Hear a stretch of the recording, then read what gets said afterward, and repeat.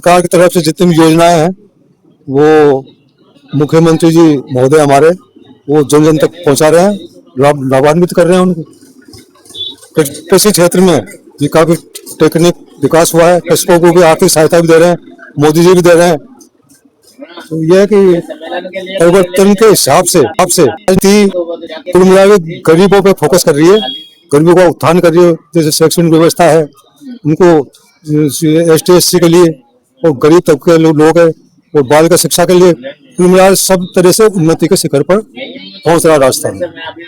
अब जैसे आपने पहले की राजनीति की बात करें, गहलोत जी की, वसुंधरा जी की, तो उनसे क्या कितना हद तक अब डेवलपमेंट आया है? क्योंकि अब जो भजनलाल जी की नई सरकार आई है उनको भी 2.5 साल हो गए, तो उनके काल में कितना डेवलपमेंट हुआ आपको कितना? गहलोत जी तो चार पांच बार रहे मुख्यमंत्री।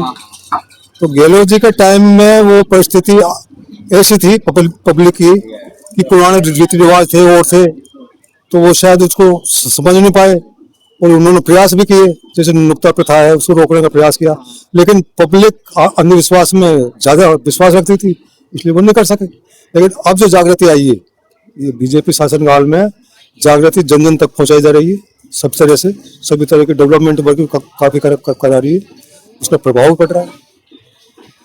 अब कृषकों को भी सहायता दे रहे हैं, जैसे प्रधानमंत्री जी भी दे रहे हैं, मुख्यमंत्री जी भी दे रहे हैं। और जो आपने बात की किसानों को सहायता प्रदान कर रहे हैं, तो किसानों की जो योजना चलाई गई है अभी, जो PM किसान निधि है, उनके पैसे आपके गांव वासियों को, बुजुर्ग लोगों को समय पर मिल रहे हैं? मिल रहे हैं। और जो नई जो चली है CM किसान निधि, उसके तहत भी जो पहले PM किसान निधि को 6,000 रुपए मिलते थे, अब CM किसान निधि में भी 3 मिलते हैं, तो पूरे साल के 9,000 रुपए हो गए हैं। तो वो चीजें भी आपके साथ प्राप्त हो रही है? वो चीजें मिल रही है पब्लिक। पेंशन का जो हम देखते आ रहे हैं कि पेंशन का लोग बोलते हैं कई बड़े बुजुर्ग की हमें 2 महीने से नहीं मिली, हमें 3 महीने से नहीं मिली, हमें इतने टाइम से नहीं मिली। तो आपके क्षेत्र में समय पर वो चीजें पहुंच रही है पेंशन? हमारे यहाँ समय पर वायदे में किसी पे पास नहीं भी पहुंच रही है, तो उसमें कोई कारण है कि आदमी तो आजकल बहुत चालाक है ना भाई, चालाकी कम थोड़ी आदमी में, तो उस वजह से वो उसका अनुचित लाभ लेने की कोशिश करते हैं, तो उनकी रोक दी संदेह के उसमें संदेह होने के कारण उसको रोक दी गई, उसकी जांच हो जाएगी और सही पाएगा तो उसे मिल जाएगी। हाँ, मतलब जो लोग दोष देते हैं कि भाई ये काम मेरे इस सरकार में नहीं हो रहे, उसका रवा नहीं हो रहे, मतलब यही सब, जैसे मान लो कोई फर्जी दे रहा को गवर्नमेंट की सहायता, वो असली आदमी तो मिल नहीं रही है ना, और मान लो किसी धनाढ़ी को मिलती है तो उसको तो रोकेगी। मतलब बाबूजी का कहना ये है कि सबको मिल रही है समय पर कुछ लोग जो ऐसे होते हैं या भ्रष्टाचारिता मान लो या अनुचित लाभ लेना चाहते हैं, उन लोगों की रोक दी जाती है और जांच होने के बाद वो चीजें सही भी हो जाती है। सही का सही, गलत को गलत। अब क्या उम्मीद है आपको कि राजस्थान, आप बोल रहे हो कि विकास पे जा रहे हैं, तो जो नए मुखिया हैं जो आप बता रहे हो डेवलपमेंट कर रहे हैं, तो युवाओं को एक पहल चला रहे हैं कि युवा नौकरी लेने वाला नहीं, नौकरी देने वाला होना चाहिए। नहीं, नौकरी के लिए भी वो प्रयास कर रहे हैं, काफी को नौकरी लगाई, 1,00,000 2 लाख आदमी शायद मेरे हिसाब से नौकरी भी दी उन्होंने।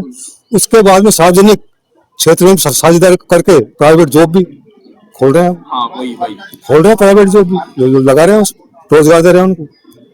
कुछ लोग उन चीजों का विरोध कर रहे थे कि जो उन्होंने योजना चलाई थी, प्रवासी आवास योजना, जब बाहर के जो राजस्थान के जितने भी बड़े बिजनेसमैन है वो बाहर ना करके राजस्थान में इन्वेस्ट करे, जिससे गांव वगैरह में फैक्ट्री लगे और जो बेरोजगार है उनको भी रोजगार मिले। वो योजना सही है, उसमें क्या है, बाहर का पैसा आके कोई लगाएगा, काम कंपनी खोलेगा और खोलेगा तो उसमें नियोजित तो होंगे ना श्रमिक, तो उसमें तो लाभ भी तो होगा। विपक्ष उसका विरोध करता हुआ नजर आ रहा है। और विपक्ष तो कुछ भी कह सकता है, वो विपक्ष की ओपिनियन है, तो पॉलिटिक्स है, फिर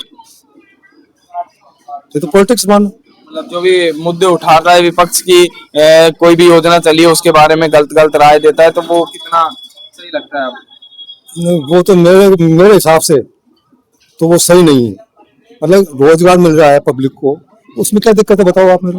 और मनरेगा के ऊपर अगर हम ग्रामीण क्षेत्र में बैठे हैं, ग्रामीण वासियों से बात कर रहे थे, तो जो मनरेगा थी उसका नाम ग्रामीण क्षेत्र नहीं रहा, ये नगर पालिका क्षेत्र हो गया, निकाय क्षेत्र हो गया। हाँ। अब निकाय क्षेत्र है, मतलब जो ग्रामीण क्षेत्रों में चलती है नगर पालिका वाली, नगर पालिका नहीं, मनरेगा वाली, तो मनरेगा का नाम अब चेंज करते VBG राम जी कर दिया गया था। उसका भी काफी विरोध हुआ था, उसके ऊपर आपने क्या विचार है? भाई इसके विरोध क्या, काम तो वही, स्कीम तो वही, नाम चेंज किया उसमें। इसमें दिन भी बढ़ा दिए गए। 100 दिन कर दिए गए ना, पहले पहले कम 125 कर दिए गए, आगे 125 दिन कर दिए। और निर्धन परिवार है उनका सहारा है योजना। पर विपक्ष बोल रहा था कि ये स्कीम, ये सब चेंज वगैरह इसलिए हो रहे हैं कि वो योजना ही खत्म कर दे। नहीं, योजना योजना खत्म थोड़ी की है, योजना में दिन बढ़ा है। योजना में एक श्रमिक को 125 दिन का रोजगार दिया है, तो रोजगार थोड़ी छीना उनसे। भाई जब होता हो तो जब रोजगार छीनते उनसे, हाँ। नाम परिवर्तन में ऐसा कोई वो तो है ना, काम रोक दिया गया हो। और आपको क्या लगता है अब इस आधार पर जिस तरीके से राजस्थान में काम चल रहा है, अगली बार क्या ये मुखिया हमको देखने को मिलेंगे कि क्या जो राजस्थान के नए मुखिया हैं, अभी सीएम भजनलाल जी हैं, वो क्या लगता है जिस तरीके से वो अपने कार्यकाल में काम कर रहे हैं, तो अगली बार वो चेहरा लोग देखना चाहेंगे या नहीं? नहीं, वो बढ़िया काम कर रहे हैं अभी, राजस्थान को अग्रणी कर दिया उन्होंने सब स्टेटों से। तो क्या लगता है अगली बार वो अगले चुनाव में वही चेहरा हमको देखने को मिलेगा कि जनता ना करेगी? अब वो तो देखो पार्टी नेतृत्व पे निर्भर करेगा। तो साथियों ये कुछ चर्चा थी तो हमने यहाँ के लोगों से की, क्योंकि पुराने लोगों को जो ज्यादा एक्सपीरियंस रहता है और उन चीजों के बारे में हम उनसे चर्चा की, और काफी हद तक उनका मानना है कि राजस्थान डेवलपमेंट की ओर बढ़ रहा है। मैं मोहित गौड़, धन्यवाद।